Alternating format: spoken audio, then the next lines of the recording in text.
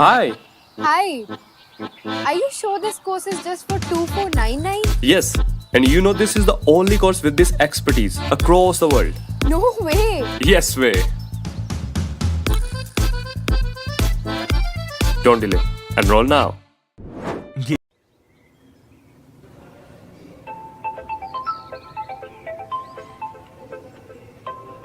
Hi. Hi, are you sure you can prepare for product based companies through this course? Yes, sitting at home? No way! Yes way. Don't delay. Enroll now. Geeks learning together. Hey, hi, good evening, everyone. I hope you all are doing well. Welcome to day 20 of our Learn and Earn series. And please, quickly in the comment section, can everyone let me know if my voice is clearly audible and also if my screen is visible?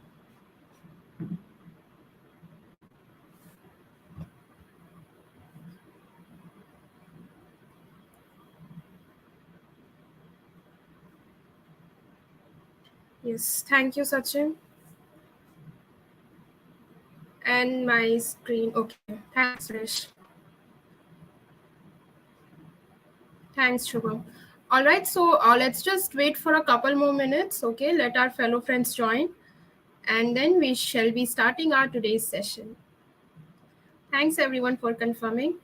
Till then, everyone can please mention the maximum streak that they have achieved till now. This is our day 20. And, we have covered lots of questions. We have done lots of practice. So, of course, we have done a great job till now.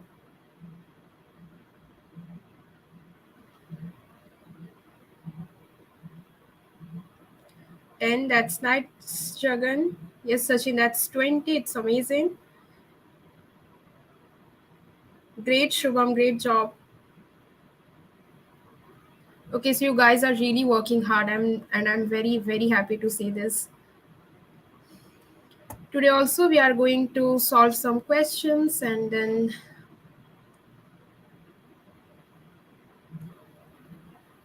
we shall be giving you some homeworks as well. And yeah,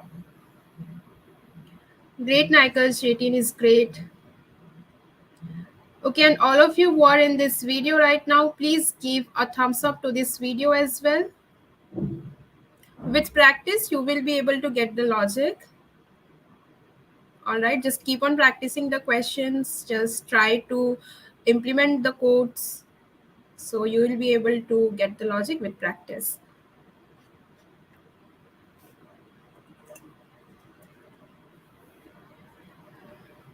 Okay. Let's just.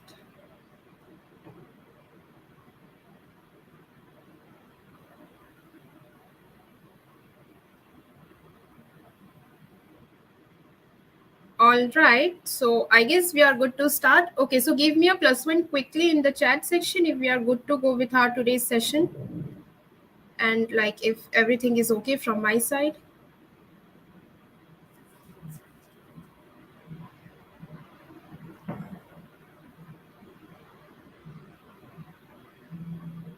Thanks, Sahil, for confirming. And welcome to the session.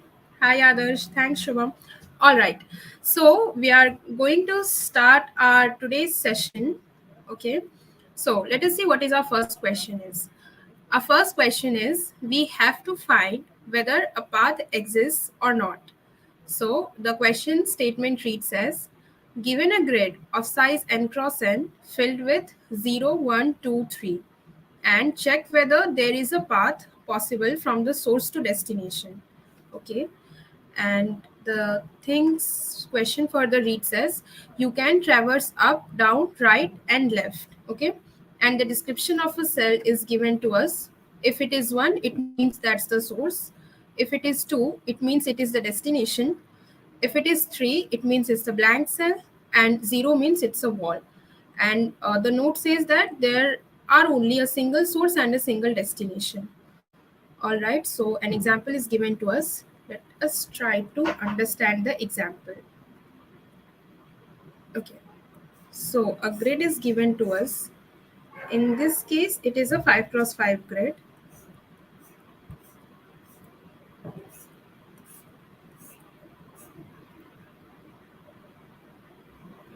Okay, this is a 5x5 grid. Alright, so what are our elements? Let me use a different color for it. 0, 3, 0, 0. And we have 3, 0, 0, 3.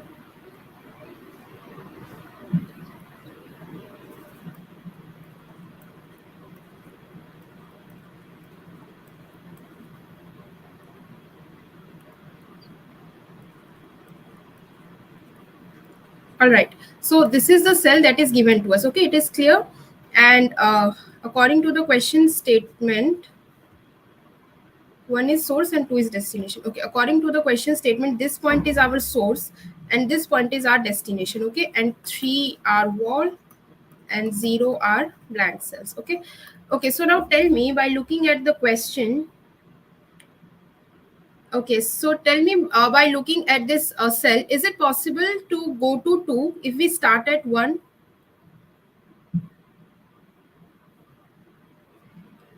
This is the cell, right?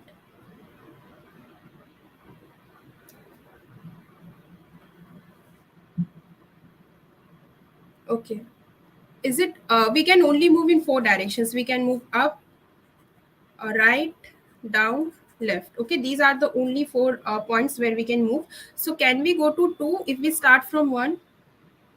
Okay, 0 are blank cells and 3 are walls.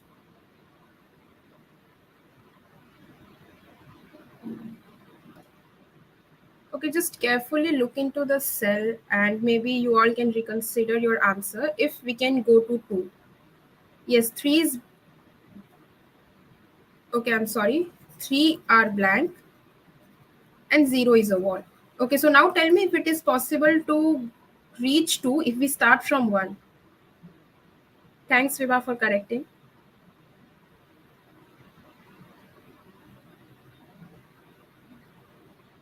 Okay, we say if we are starting from 0, right? There are 4 directions which are possible. Yes, 4 directions are possible. So if we go here, we catch a wall, and if we go here, again there is a wall. So which means we can't move, right? So in that way, we will not be able to reach 2. Okay, let us take another example.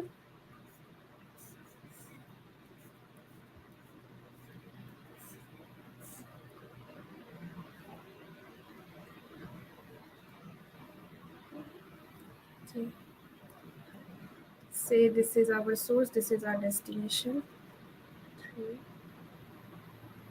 and 3.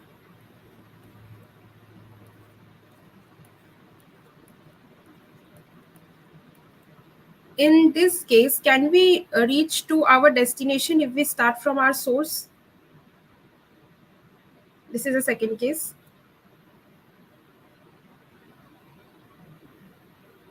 Just rethink.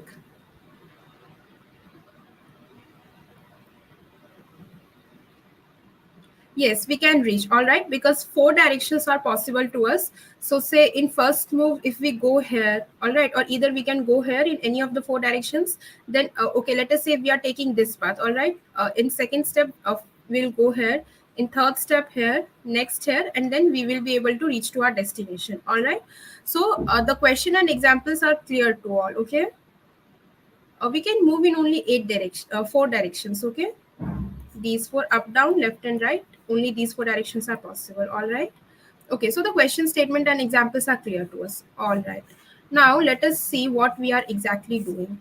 Suppose source is here. Okay, so what is the first thing that you have done while moving towards the destination? Hi Mishkat. Okay, let us say this is our source. So what is the first thing that came in your mind when you were moving towards your destination? Two-way we can reach.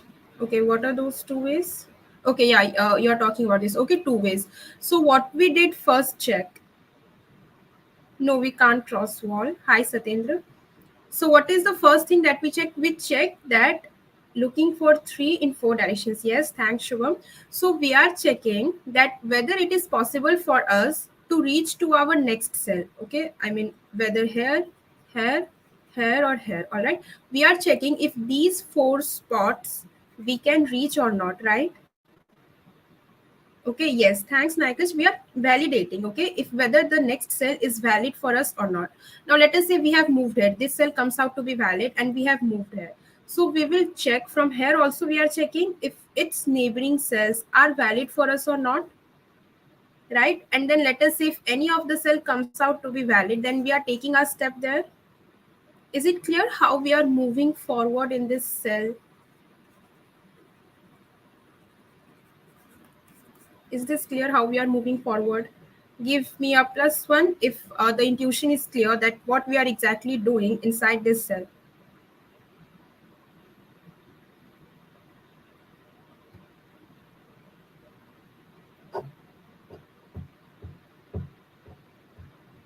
Thanks, Vibha. Thanks, Gaurav. Okay. So now tell me, let us discuss about some of the validation conditions. Thanks, Rish. What is the first validation condition that we are checking? Okay, first of all, we will check that we are not at the boundaries, right? Let us say our the current cell, the next cell that we are going to traverse is ing. All right. So what are the conditions that you will check for ing validation conditions? Hi, Shubham. Tell me what are the validation conditions. Our next target cell is ij. So before moving to ing, what conditions we will check? There are multiple conditions, so you can mention any of them.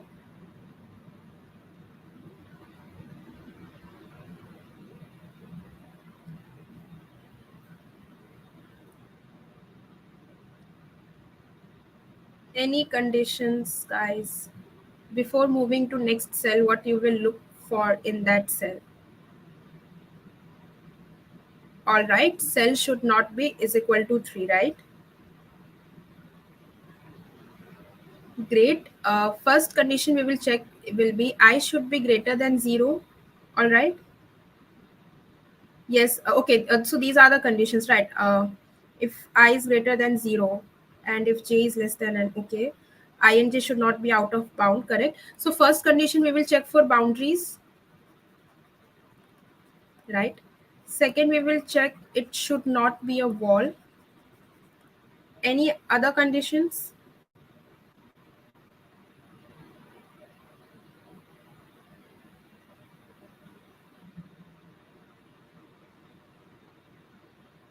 All right, so these are the two conditions that we are going to check. First, it should not be a boundary. The cell should not be a boundary cell. All right, and by boundary means it should not be out of bound. Okay, say we are standing here, we can't go to this point, right? We can't move upward here. Okay. The question is that we are checking if path exists from a source to destination or not. Okay, a matrix is given to us, and in that we are checking for the existence of path. All right, so these are the two conditions that we are checking. So what we are going to do in our cell is we will start say this is our source. Okay, we will start traversing from our source. Okay, we will keep on moving to each of the cells, okay, each of the neighboring cells that is accessible from this point. Okay, we will keep on moving, and if that cell is accessible, we will mark that cell true. All right, we will make a visited array which will check that if a given cell is accessible or not.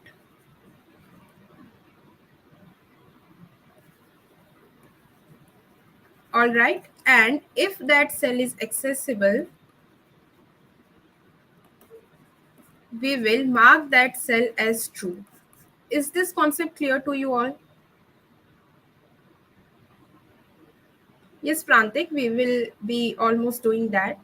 That will be in our coding part. So first of all, let us understand the concept. Okay, is this concept clear?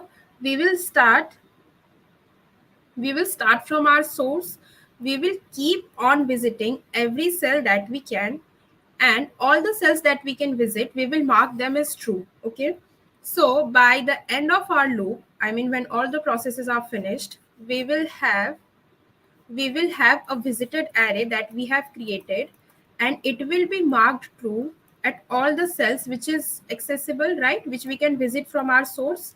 And then at the end we will check that if visited at our destination is true or not. Okay, coordinates of our destination. All right, so yeah, we need visited array to keep track of the cells that we can visit. Okay, so for that we need a visited array, and at the end of the loop we will check that if the coordinates of destination is marked true or not. Okay, if they are marked true, then it means that the destination can be reached from the source. Okay, we can reach our destination from our source point. Is the concept clear, logic clear? What are we going to code? First, make a visited array.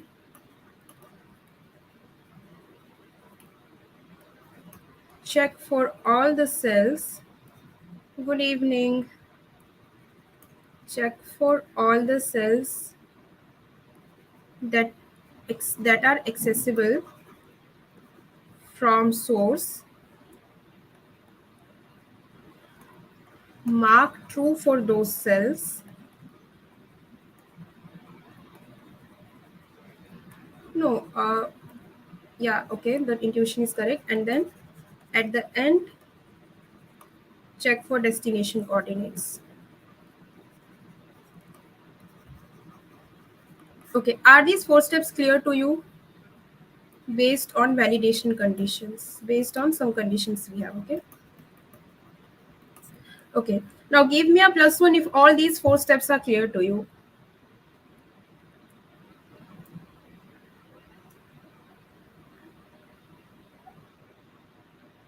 Yes, that's very nice to see, Shubham. You are able to build up the intuition. Okay, so quickly give me a +1 if we are good to go with our coding part and all these 4 steps are clear. See, if these steps are clear, then like in coding, it won't take much time because we are very much clear on the logic part. It can be used, see, here we can use BFS and DFS because as you can see, what we are doing is we are starting from one point, right?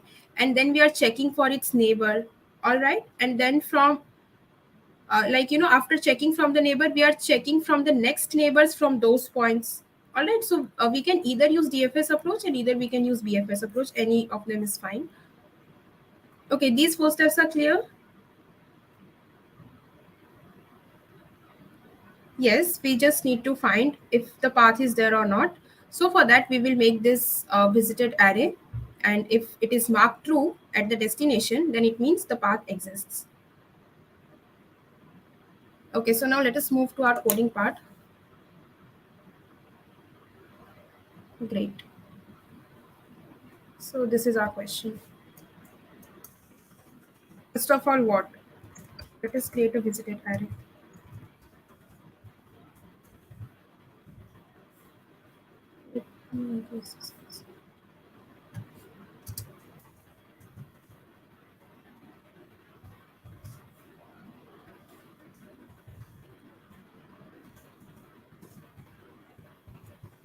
Okay, do help me with the questions as well.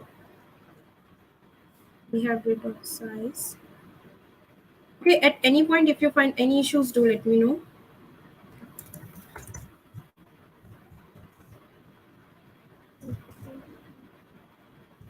Of size and this we have created a 2D array, right? Now, let us iterate in our matrix to find where is our source and destination. Okay, so what is the cell value for source?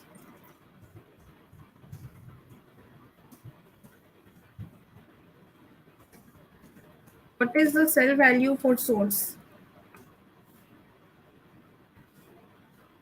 To create 4 variables, right?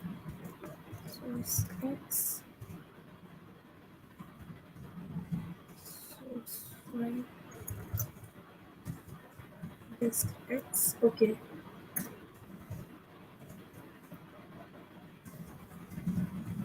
is 12.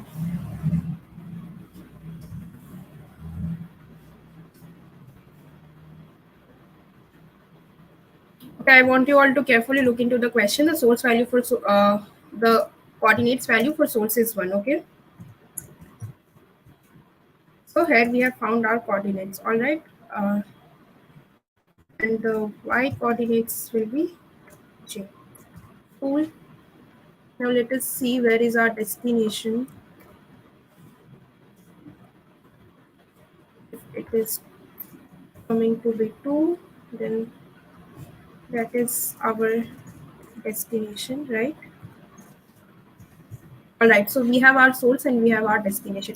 Now let us say we are going to call a DFS approach. So what all do we need to pass? Great. Okay, what shall I pass here? Yes, thanks, Rish. What shall I pass here in the DFS function?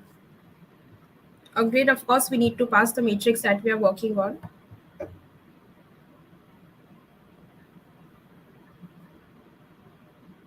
From which point we are going to start our traversal.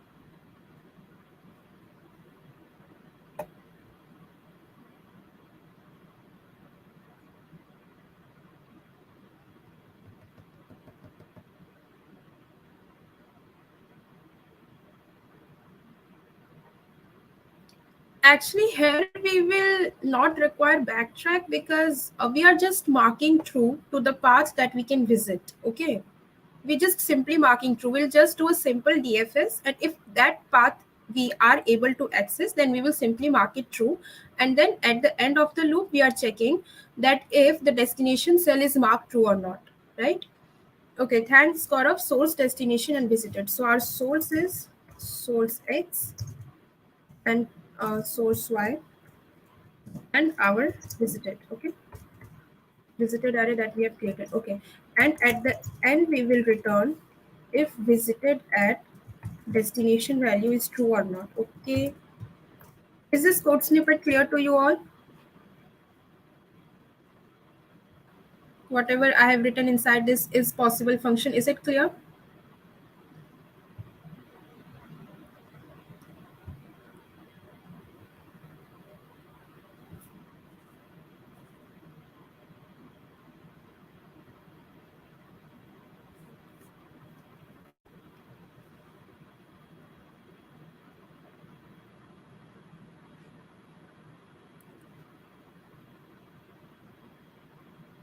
Okay, like this part is not visible. Okay, that's because of my frame, right? um, and that's the last part, I guess.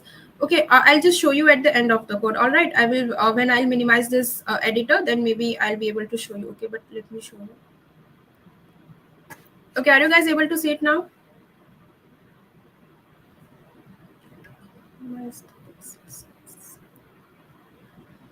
Okay, can you guys see it now? Okay, so we will simply do a DFS starting from our source, and then we will check at the end that if the destination coordinates have been marked true or not. All right, so this part is clear.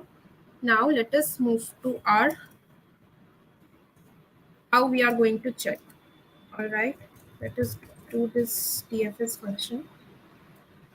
We don't need to return anything, actually we just need to mark true or false. So we have grid here.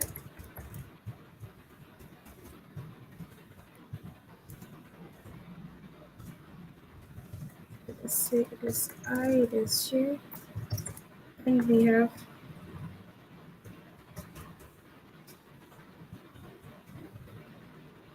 let me just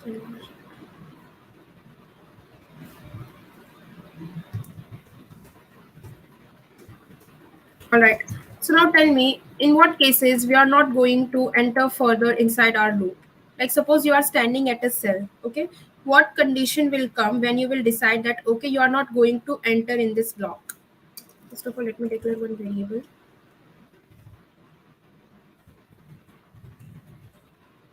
Yeah, so now tell me what will be the condition when you will decide that we are not going to enter inside this cell?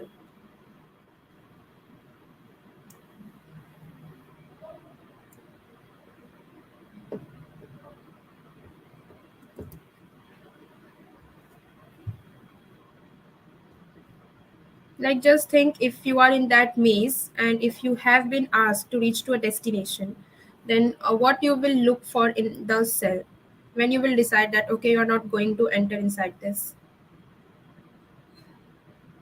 If the cell value is 0, okay, out of boundaries, let us first consider boundaries, because they are basically, yes, if it is a wall, okay, all these three conditions, Gaurav, Naikaj, Vibha, these three conditions in together make the complete list of things that we are going to have. So if I is going to be greater than n, or if I is going to be less than 0, same follows for j. Or if it is a wall, so if it is a wall, it means greater at ij, what is the wall value?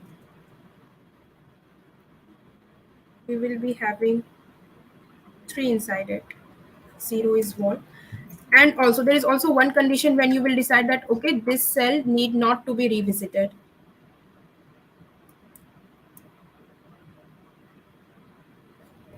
If there is one more condition. Yes, thanks, Adarsh. If you have already visited that cell, then in that case also you will not revisit it, right? Because we have already calculated it, okay, and we know that that cell is accessible, okay. So now, after checking for, yeah, thanks, Gaurav. So okay, after checking for all of these conditions, now we are standing inside a cell. So what is the first thing that we will do? We will mark that cell as visited, right? So visitor of ij is marked as true. Here, is it clear what we are going to after entering inside a cell? And then we will simply check for all of its neighbor. So what are its neighbor visited? Then we will do DFS for grid I minus 1j and visited. Or you can simply, use a loop for this as well for neighboring cells. J plus 1, and this is visited. And then we have DFS grid ij minus 1 and visited. Okay, it is written. Is this clear? Is this function clear?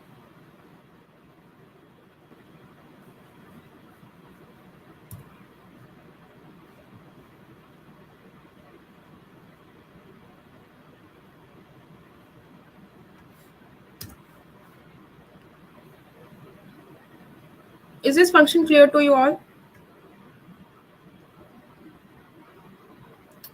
We did exactly what we were doing while we were traversing the cells, right?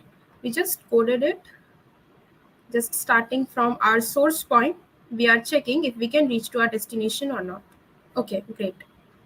So in DFSC, what we are doing is, first of all, we are checking that current cell on which we are standing, if that cell is valid or not. Okay. Now, if that cell is valid, then first of all, we will mark that cell as true, because we know that we can reach to that cell. Okay. So we will mark it as true to keep track of all the cells that can be visited. Now, once that has been done, we will now just traverse in all the 4 directions. Okay, to check that what are the next cell to which we can go. All right, is it clear?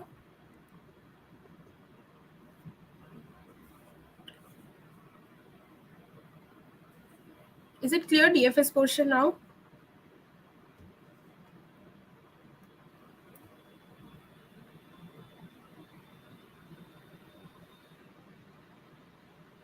Okay, great. So yeah, quickly give me a +1 if this question and code was clear to you all, and we are good to start with our next question.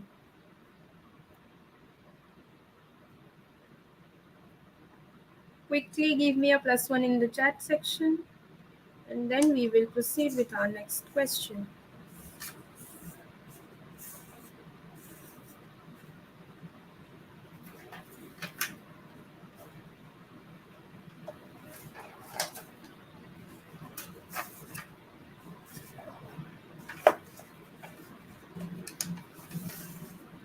Okay. Okay, so we are good to start with our second question. Yes, thanks everyone for confirming. We are good to start with our second question. Now, the second statement reads as, given a grid of size n cross m, okay, it's again a grid, where n is the number of rows and m is the number of columns. It consists of zeros and ones. 0 represent water and 1 represent land. we have to find the number of islands. Now here they have defined what an island is. An island is surrounded by water and it is formed by connecting adjacent lands horizontally or vertically or diagonally. Okay, so in the previous question we had only 4 directions, but here we are going to have 8 directions. All right. Now we need to find the number of islands that is there. So one example is given to us, that is 0, 1, 1, 0.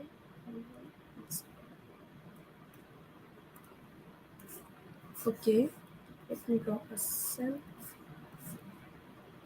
So 0, 1, 1, 0, 1, 1, 0. Okay, so tell me how many islands are there in this.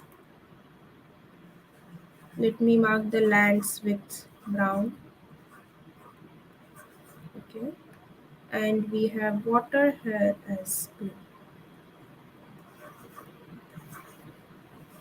Okay, so tell me how many islands are there in this matrix? 4. Okay, 5. Let's see. Islands are the combination of lands. Okay, and how these lands are connected? They are connected in all the 8 directions. All right. If a land is connected to any of the lands in all the 8 directions, then it consists part of the same island. Okay, so all right, let me tell you how many islands are exactly there. See, this is a land, right? Is this connected to this land diagonally and it comes under those 8 directions? Okay, so this will form part of the same island, right? Clear? We can have it in our current island. All right, now this one is there. It is connected to this in the same manner, right? It is connected, it is towards its left, so it comes inside the same cell. Next we can go upwards. This cell can also be a part of our island. And next, as we are allowed to traverse diagonally, so this land can also be a part of our island. Okay, so now tell me how many island did we get? How many islands are we able to get? Yes, exactly. Our island is looking like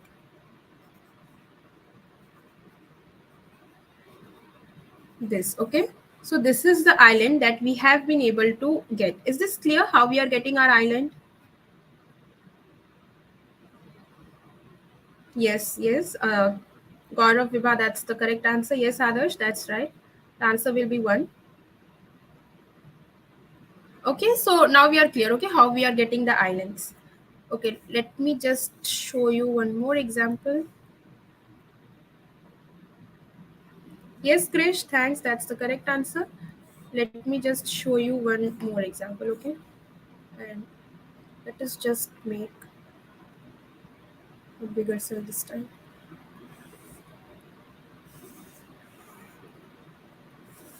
Okay.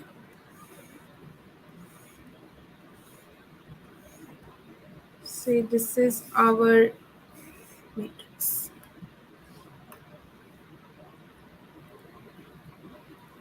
Okay, and we have one.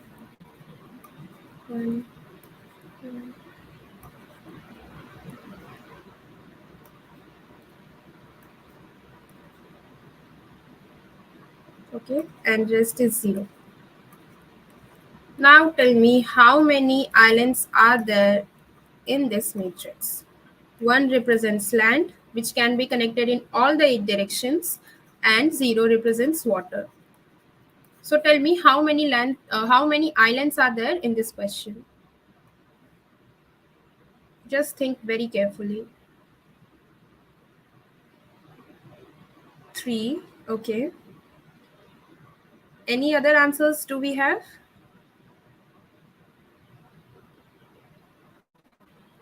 Okay, so all of you are correct. Anita, Gaurav, Krish, Vibha, Meshkat. Yeah, thanks for giving the right answer. We have 3 islands here. Okay, so these are the 3 islands. That this is our first island. Sorry, yeah, this is also part of this. This is our second island, and this one is our third island, right? So in total, we have 3 islands. So, okay, we are clear on this part that how we are figuring out our islands, right? This concept is clear to all? Okay, see, 8 direction connection means suppose you are standing at a cell, right? If you in previous question, if we wanted to move to next cell, we had only 4 directions, right? Now, if you want to go to the next cell, you have 8 directions here, right? The cell which is here is connected to this cell. All right. It is taken as connected because it is diagonally connected and it is a valid one. All right. This connection is also a valid one because they are diagonally connected. And if they are diagonally connected, then they constitute the part of one island. All right. They are not different. They constitute the part of one island. Is this clear now? The 8 direction connection. Yes, Adarsh, I'm very happy to see this. Is this clear now? Like, what is this 8 direction connection?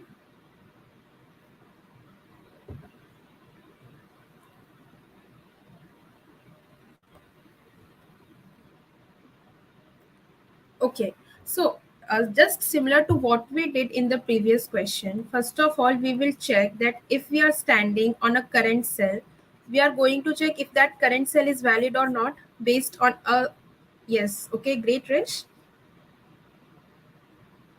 Yes, okay. Yes, Adarsh, you are right. If the element is at the center, then it can be connected to 8 direction. Now, see, first of all, if you are standing at a cell, you will check that if it is a the cell is a valid cell or not, right? Is this clear? And now tell me, suppose you have visited this island, right?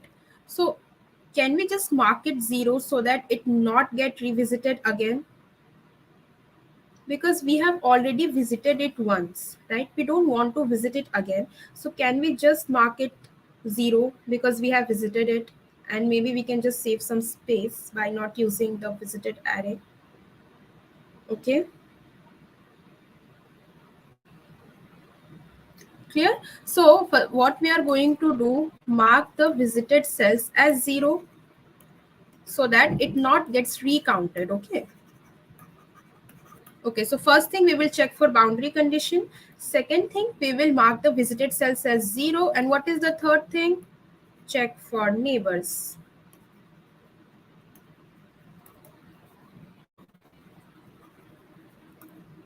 Okay.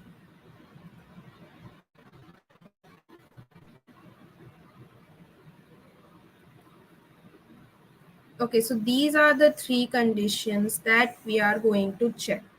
Now, is this clear, these 3 conditions?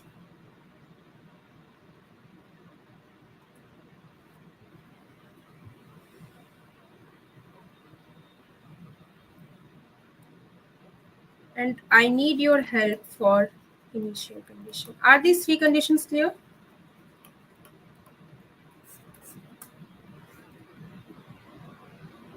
Great. Okay, so now tell me, in the previous question, we started our journey from source point, right? Now, from where should we start our journey in this condition? There is no any source, no any destination. So from where are we going to start our traversal? Okay, see, this is a traversal. These are the steps that we are going to do while we are traversing. Now, how to decide that from which part we are going to start our traversal? For what thing you will look inside the cell?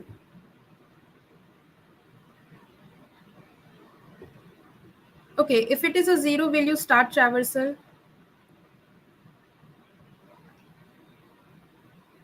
Okay, Anita, Nikas, right? That's the right answer. Vibhav. Not 0 index. Maybe we can save some time. It is not necessary that every time at 0 index you will have a land, right? You can have a water at that index. So if you are having water, then why to start traversing from that cell? It will just kind of take up some time. So maybe we can start our traversal from each and every cell that is having one. Is this clear? We are going to start our traversal from each and every cell that is having one inside it. Is this clear?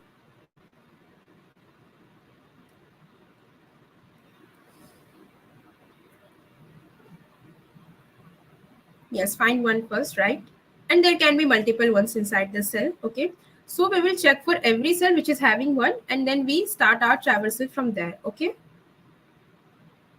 Great. So are we good to start with our coding part? Yeah, 1 means land. Okay, so give me a +1 quickly in the chat section if we are good to start with our coding part.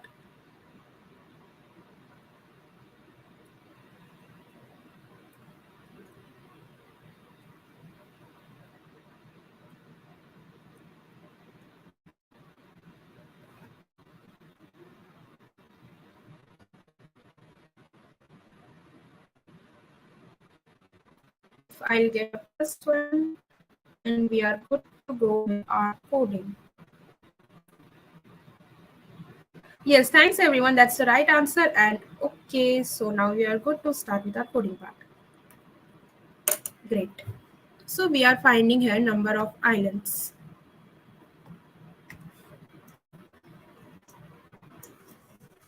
Let us say our answer is 0. Let's say we have some size here.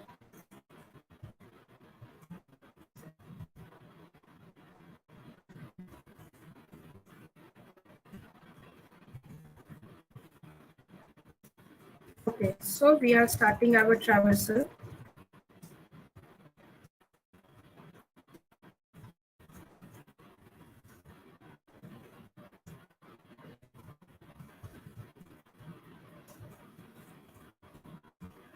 And we will check if at the current index, we have a land or not. And if it is a character, so there will be a single quote.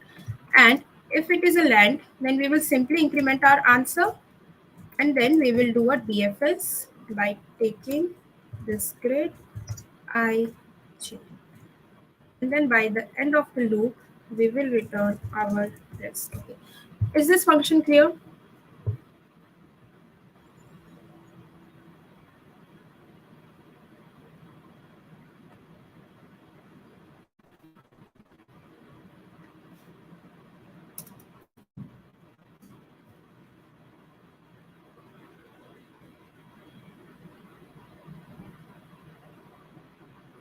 Is this function clear to you?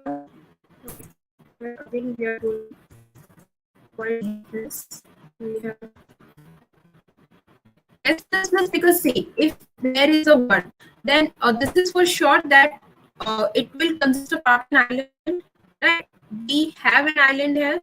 Doesn't matter if it is just for one cell or if it is just for 5 cells. It is sure that we are having an island. That's why we are increasing our receptor. Okay.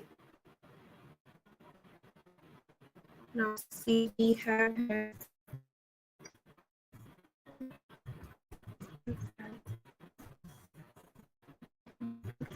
we have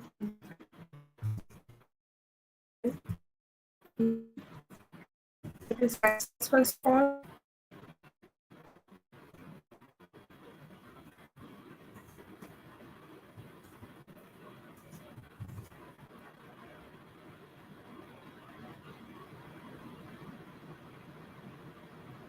Okay, voice is breaking. All right. Okay, so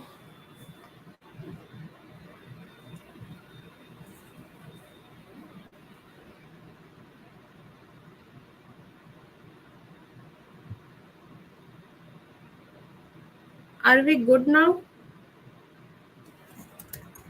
I hope so. This is grid dot size.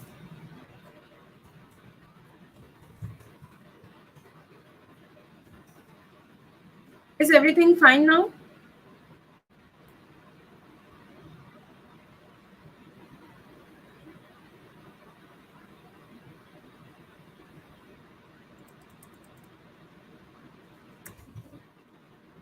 Okay, great. Thanks for confirming, Rish. I is coming to be greater than m, or if I is less than 0, or if j is coming to be greater than n, or if j is less than 0. These are just the boundary conditions similar to what we have done in the previous question. And also we will check if grid ij is 0, then we will just simply return. We are not going to visit it again, right? And we will simply mark our current cell as visited, and to mark it visited we will just mark it as 0. And okay, let me make two vectors of size 8. What are these boundary conditions that we have? Is -1.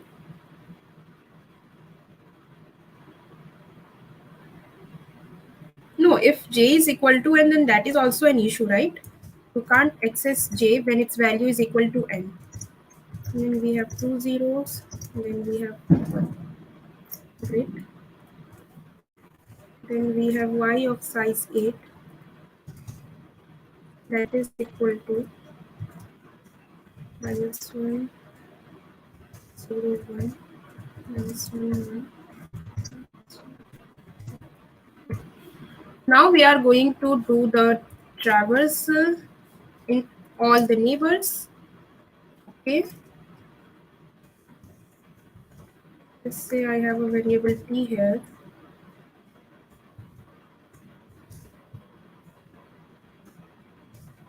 My voice is clear now, right? And my screen is visible.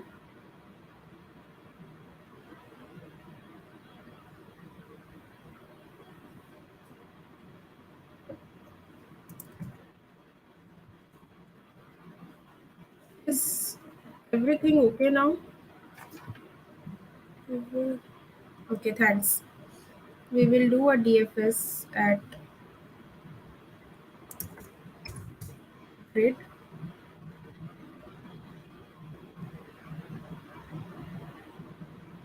So let us say I plus, first of all, we are moving xt, and then we are going to y at p. Okay, we will do DFS. Thanks, Rajat, for confirming. And then we will simply return because it's a void function, yet we need to have a return statement. Okay. Is this code clear to you all?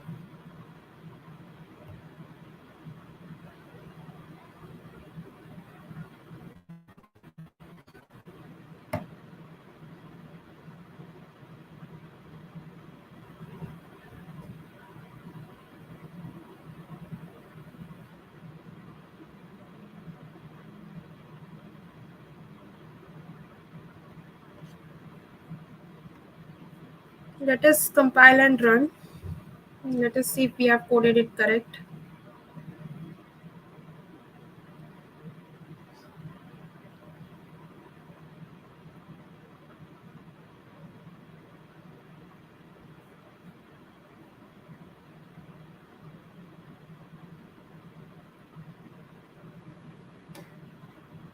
Okay, there's a compilation. Okay, sorry, that's a J.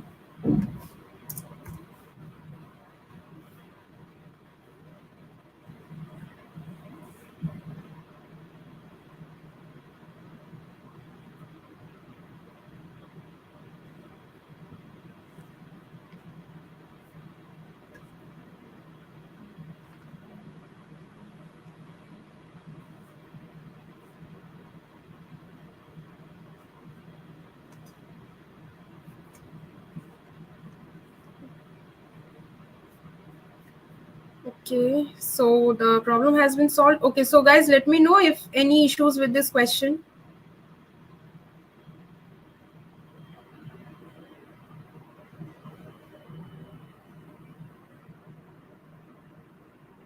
Yeah, we are creating x and y array. C. There are 8 directions in which we can move, right? As you can see in the previous question, we had 4 directions. So it was possible for us to write these lines for the 4 directions. But here, as we are moving in 8 directions, so writing that 8 times is not a very feasible. So that's why we have just created a loop like this. And then what it will do is it will just iterate in all of these 8 neighbors. All right. That's why we create x and y arrays to iterate in all of the neighboring arrays, neighboring cells. Okay, so yeah, give me a quick +1 in the chat section if this code snippet is clear to you all.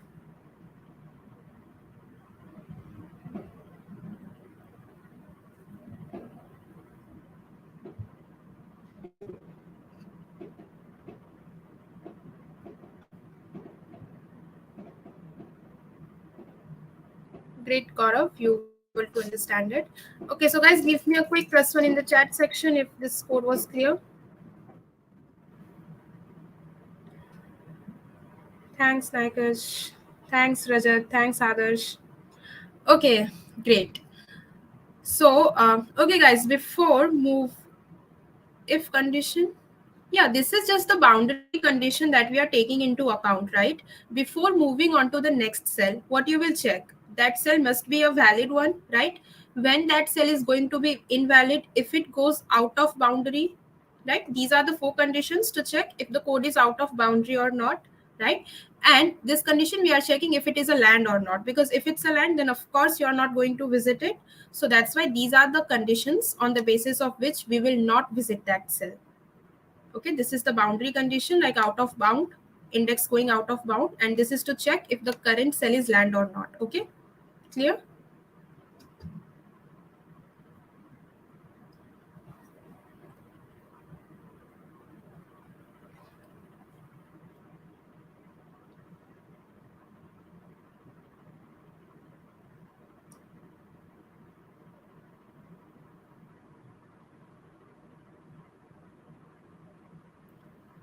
All right, guys, so we are good to start with our next question. Time complexities, as we are traversing for each and every cell.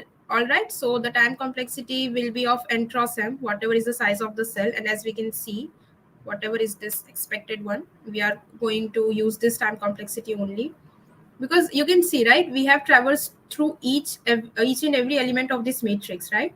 So that's why the time complexity will be the size of the matrix.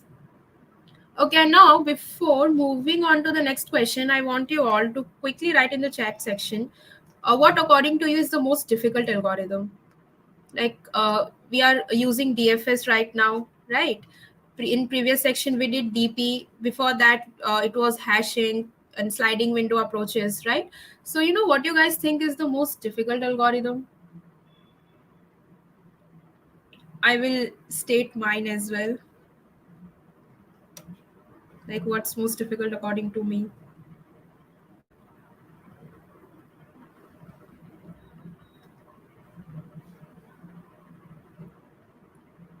Okay, DP, Nikach, okay.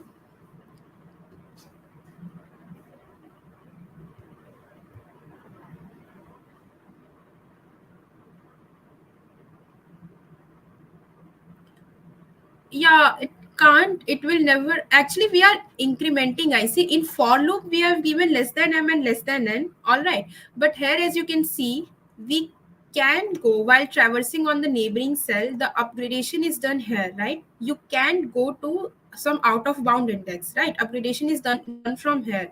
See, once you have entered a correct cell, okay, after that you will keep on moving till you are not out of bound. So that's why we need to check this condition here.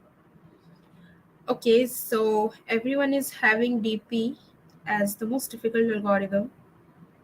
All right, guys, and also this is the BFS approach that I have written for this code. Okay, I will just share this with you all as well in case if you guys feel like going through it. But I would suggest DFS is a better approach for it. Anyways, BFS is also better, but yeah, I prefer DFS approach. Let me just share this BFS approach as well in case you feel like. Okay. Okay, so as we can see, you know, we all have issues with TP. That's correct. Okay, so give me a quick +1 if we are good to start with our next question and if all the questions till now were clear.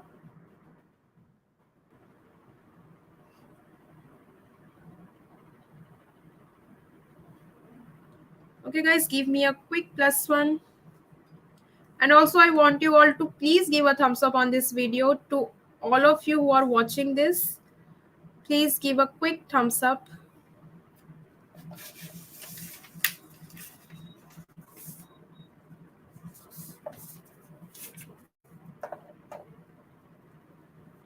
Okay, thanks Nikesh, thanks Vibha.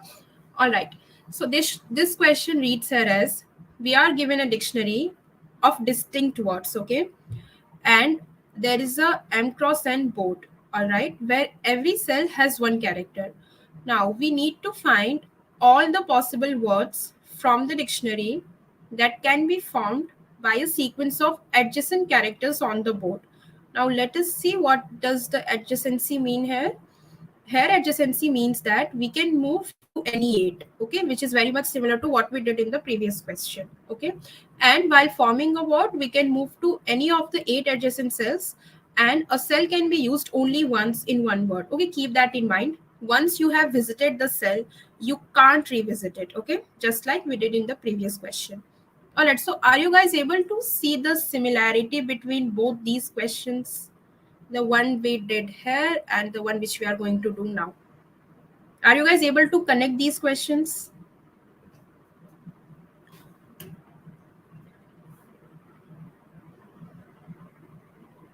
Thanks, Nikit.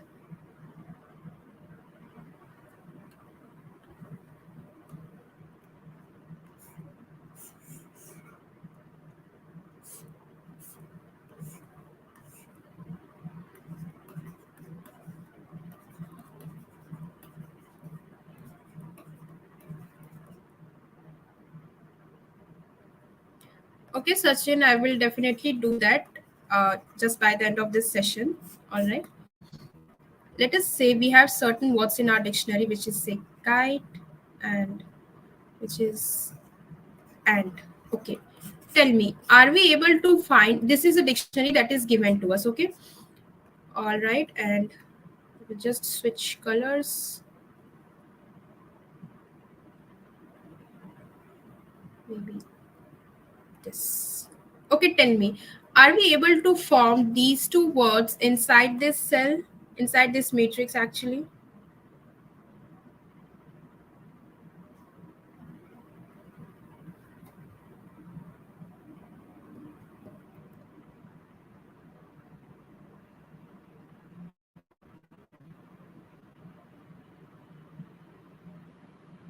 Okay, how? See, this is our cat. Cool. And here we have and. Okay.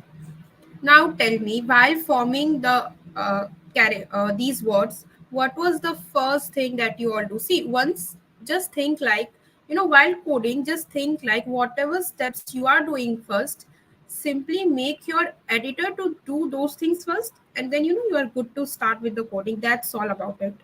So tell me, when you were forming these characters, what is the first thing that you all did? Just simply make your compiler do that, and you will get what you want. So tell me, what is the first condition, first thing that you did while searching for this? Let us say, let us focus on and. Okay, let us focus on and. Suppose I want to form and in this matrix. What is the first thing that I'll do?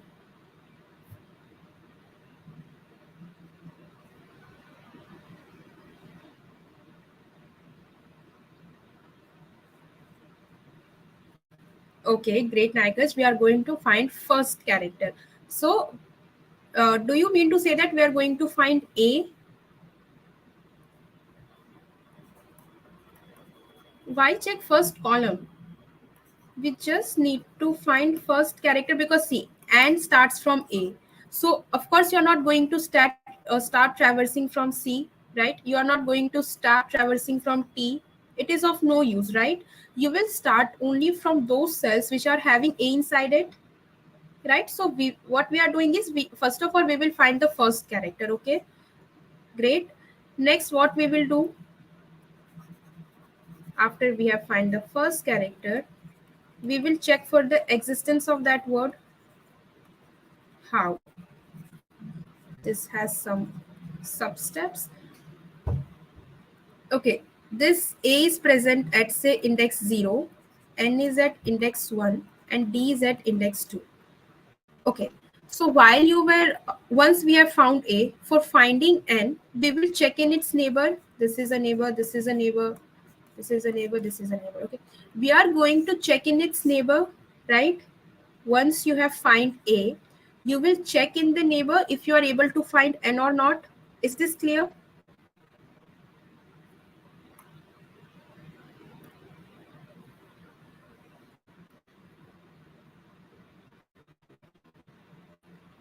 once we have find A, we will check in the neighbor that we can find N or not. Is this clear? Great. So check for next character in neighbors. Now, while going in the neighboring cell, we must also check for validation condition. Is this clear? Validation condition remains same as it was for the earlier. And also, what is the one thing that we will do? Suppose we have started from index value 0 for AND. Okay, this was the index value 0. While going for the next cell, we will do these two things. There is one more thing that we need to do.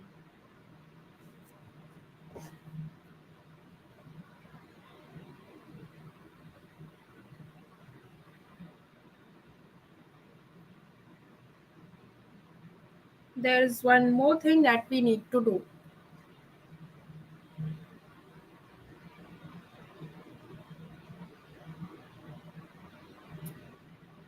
Great, we will mark it as visited because we can't revisit the cell. Okay, that will be the third step.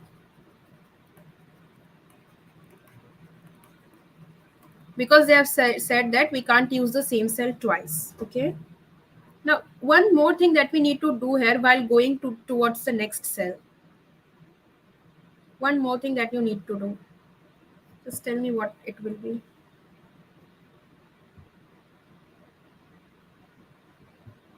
While going towards the next cell, there is just one more thing.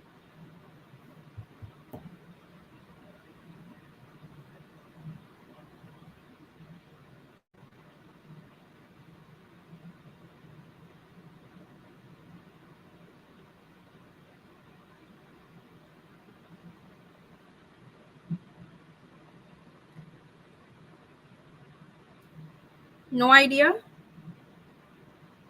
Yes, why not? Two words can definitely start from the same char. And we are going to actually do the iteration for each and every words. All right.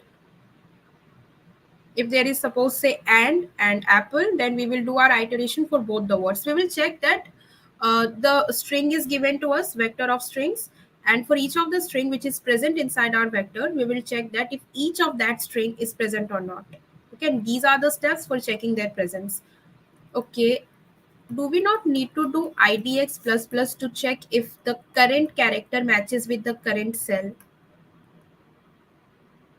Like when you are matching n in the neighboring, you need to update idx, right?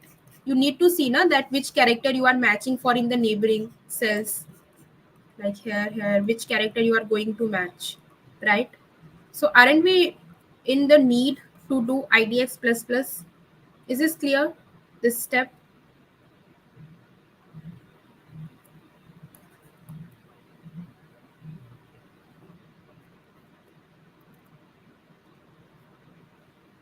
Is this step clear to you all? Great, thanks Nikit.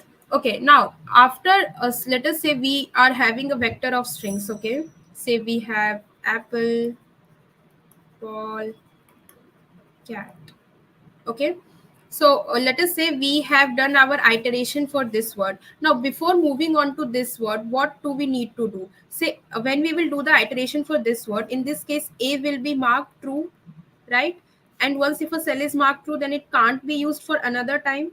But if you are going to a next word, then in that case too you can use that cell, right? So after end of the loop, what are we going to do is mark visited cell as false, which means they are fresh to use and we can use it for our next word. Is this clear?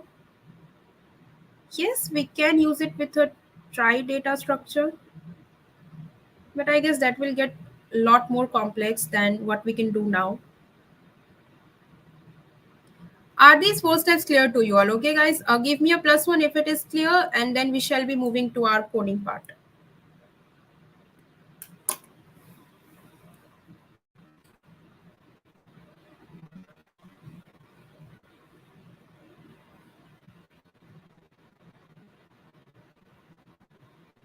Yes. Great.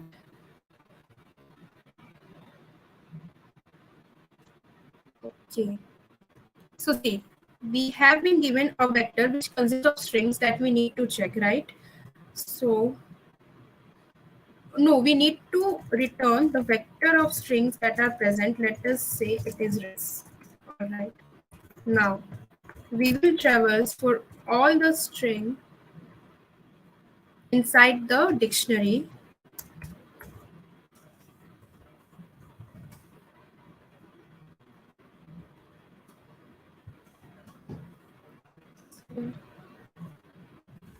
Yes.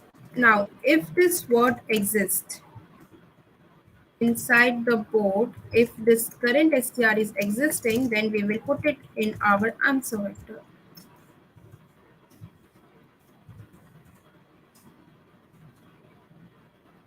And we will simply return our answer vector. Okay. Is this clear what we have done here? Give me a quick +1 if this is clear to you all.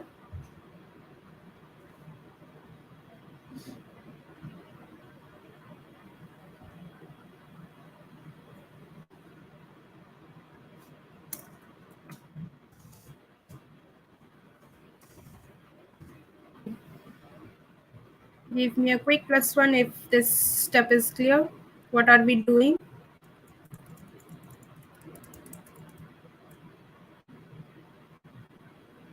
Like we are just iterating through this vector of strings, right, in which several words are given, and we are checking that if each of these words are present inside the board or not, and if that word is present, then we will simply push it back inside our answer vector and we will return it, which is the demand of the question. Is this clear?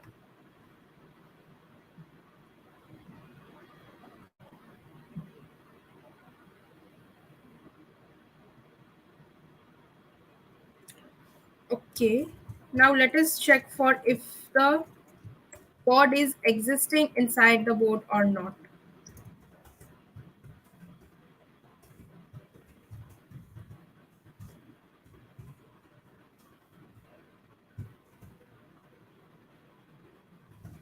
And the current string that we are visiting. Okay. Now, how are we going to check for the existence? Simple DFS we will do. Right. Let us have some boundary conditions here as well. It's very much similar to what we have done.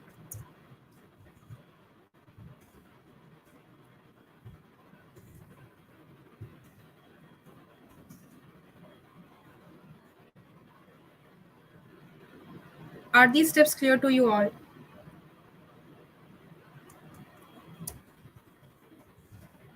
Now we will simply traverse in our board. All right.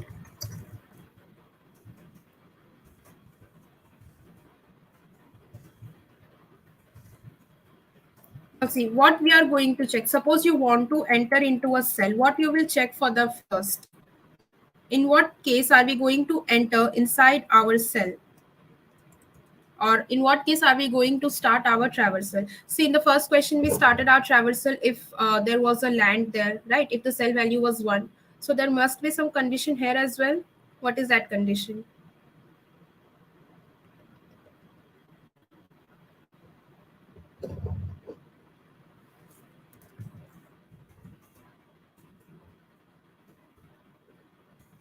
In what case are we going to start the traversal?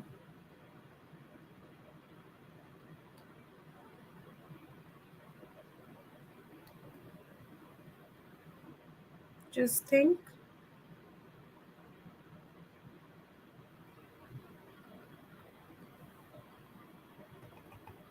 Just as how it was if the character is present inside the cell. Okay, so how are you going to check it that how did we start? Suppose we are checking for apple.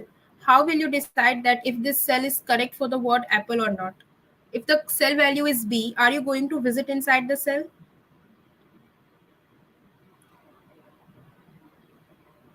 Yes, thanks Nikesh. If board value is the first character of the string, all right, if it is so, then we will simply check that if DFS of this board is possible with I and j we need, and we will have string with us and current index value is 0. Okay. If DFS will be possible, then we will simply return true that this is present. All right, this string is present inside our board. Now let us see how we are going to do the DFS. Very much same to what we have been doing till now. Let me save some time.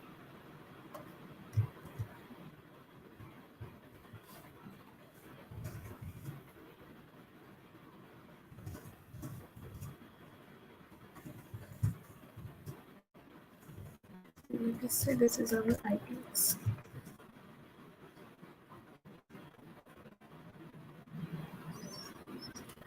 Alright, we just forgot a major thing. We need to have our visited array as well, which we will be passing. Right?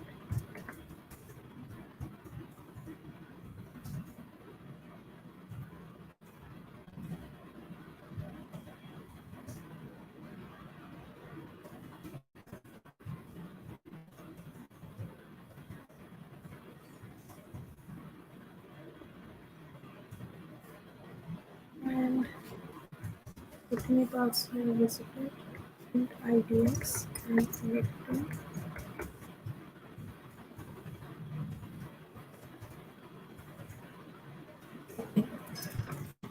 Again, sorry. What are the boundary conditions that we are going to check here?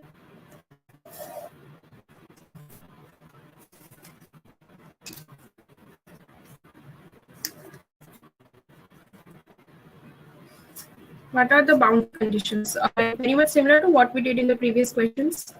First of all, let me define the sizes.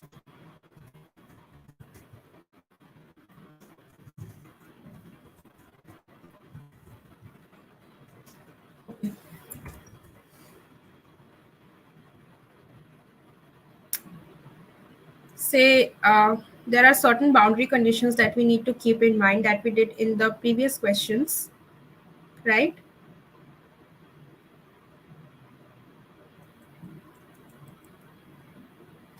If I comes out to be less than 0, or if I is greater than n. If j comes out to be less than 0, or if j is greater than n, right? Yes, great. And also if the current index has been already visited, then in that case also we are not going to revisit it. And also if current board is not matching with the str current character that we are matching. Okay, is this condition clear? Board of ij is not equal to string at idx. Then in that case we will be returning false. Cool. And then we will simply mark our visited as true because this has been visited. All right, and let me do one thing. I don't want to rewrite it. And S, because the conditions are same here. Okay, so when we are traversing in our neighbor, let me write this. After marking it as true, I will write it as for int t is equal to 0, t is less than 8, and t plus plus. Let me enlarge this. What are we going to do is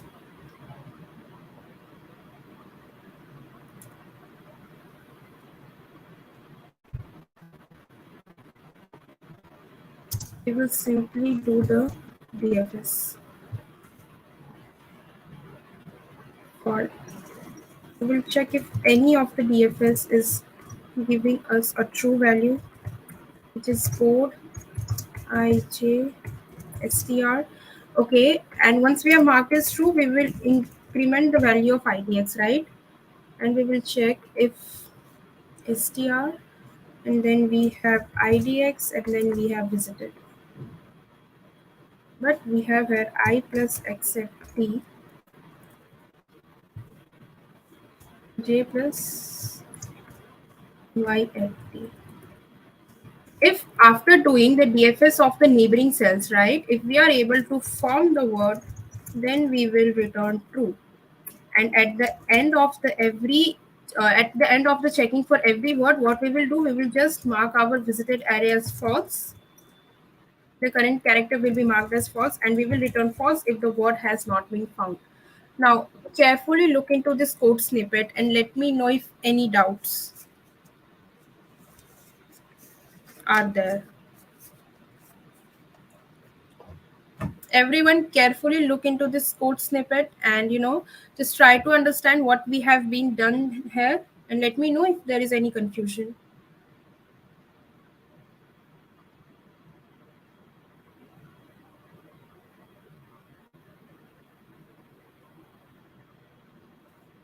Wait, let me just compile it first.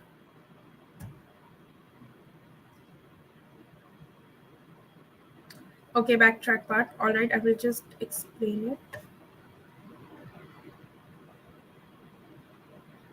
This is a board.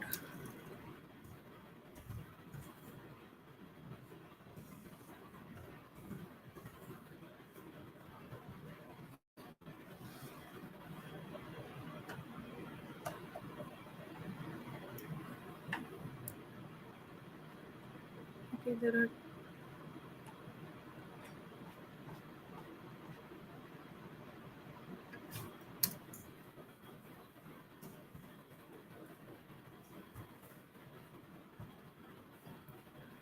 all right. Any other confusions? Anyone, please let me know in the chat section.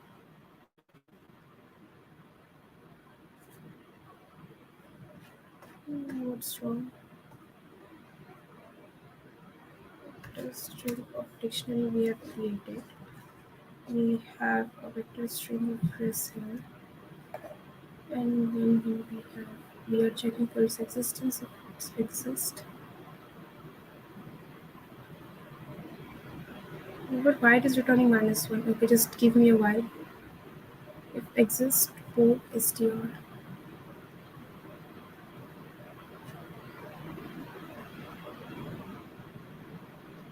And if board of ij is equal to str of 0, if exist is right.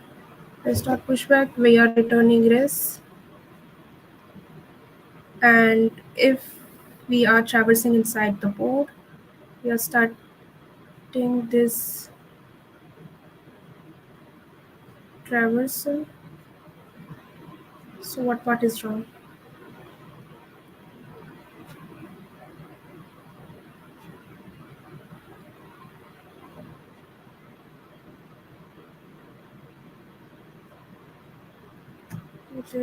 There seems to be like some issue with the code.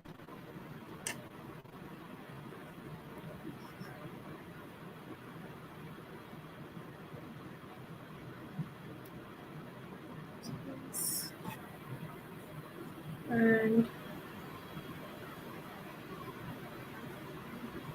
the rule that we are creating here 0 to m, and we are checking when the fs is done for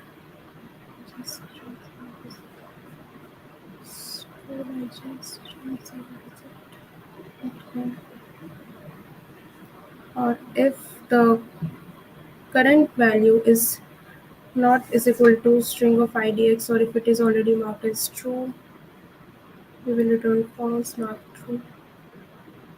All right, the code is fine. Actually, I'll just explain the backtrack part. I'm not able to figure out what's the, maybe we have done some silly mistake over there, because the concept seems to be good to me. Let's see. Here what we are doing is, first of all, we are checking that if we need to return the answer in the string form, right? We need to return all the strings that are in the dictionary and that exist inside the board as well, right? So for that we have created this res vector, and then for auto string in dictionary, what we are doing, we are checking if that string exists inside the board or not. Okay, and if it is existing, then we will simply push it back inside our res vector. All right, are you able to see this part? Okay, we will simply push it inside our, okay, we will simply push it inside our answer vector, right? Now next what we are having is, we are checking that if the current string exists or not. Now what we have done for that, to check the existence of current string, we are doing iteration in each and every cell. Okay, now to start the iteration, what is the first condition? We will check that if the first character is matching or not. All right, if the first character is matching, then we are entering inside our cell. And if after doing the DFS starting from that point, if the DFS is giving you a true value, then we will return a true. Okay, it means that the string is present inside the board. Okay,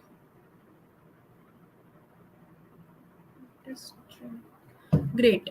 Now how we are doing this backtrack? See, first of all we are checking, this is DFS, we are going recursively, right? First of all, what we are doing is we are checking for base conditions. Okay, base condition is if any of the index is going out of bound.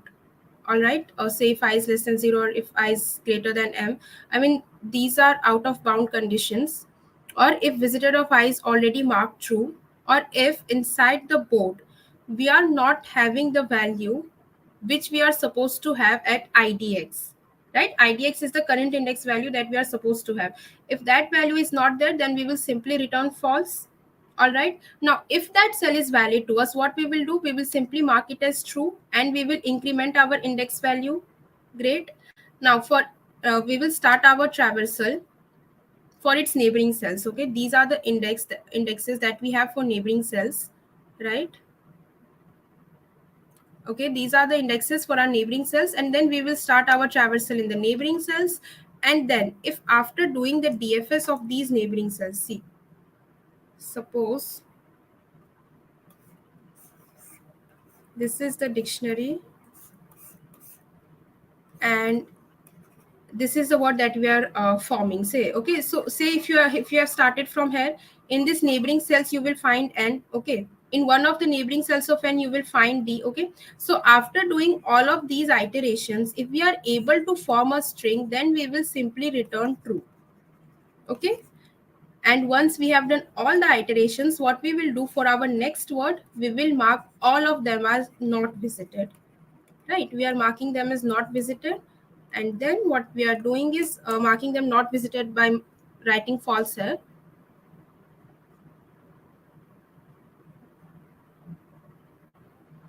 Marking them not visited by marking it false here. And then if true has not been returned from here, it means the string does not exist. That's why we will return false from here.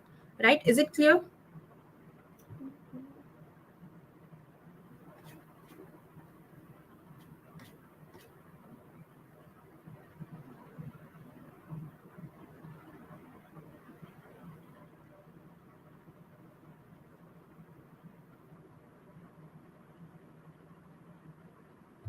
Is this clear now? Is this question clear to you all?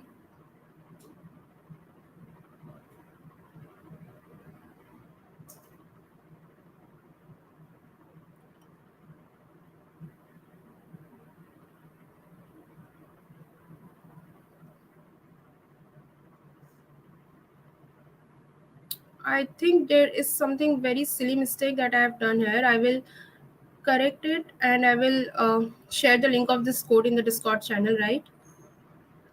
Currently, I'm not able to figure out what it could be. But yeah, the logic seems very much fine to me. Okay, is the logic clear to you all, what we have done in this question? And in fact, what we have done in all the three questions?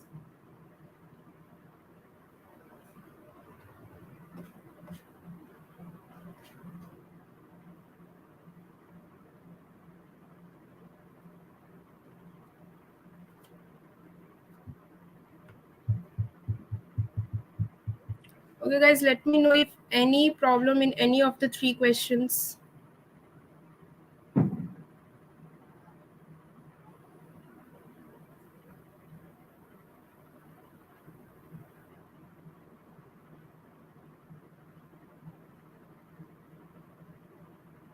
Yes, three questions were connected, right? You know, we have been studying about connectivity in all these three questions only, based on very much DFS approach. So like, are you guys now very much comfortable with this DFS approach thing, and like, you know, you all can implement it now?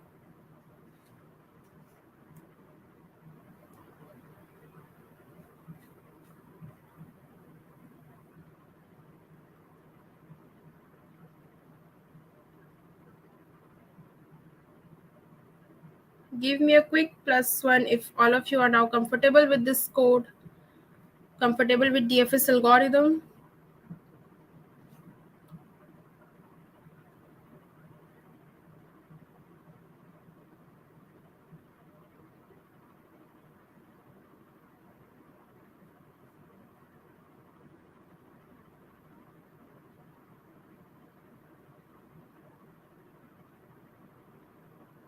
Okay. Okay, guys, that was all about today's session, and we are going to see you all tomorrow. Thanks for attending it, and keep on practicing the questions from this SDE sheet, right? Try to do as many questions as you can. It will be of very much help to you all. And every day in the session as well, we are solving questions, and try to do the homeworks as well. All right, so that was all about today's session. Okay, so thanks, guys. Bye. Good night.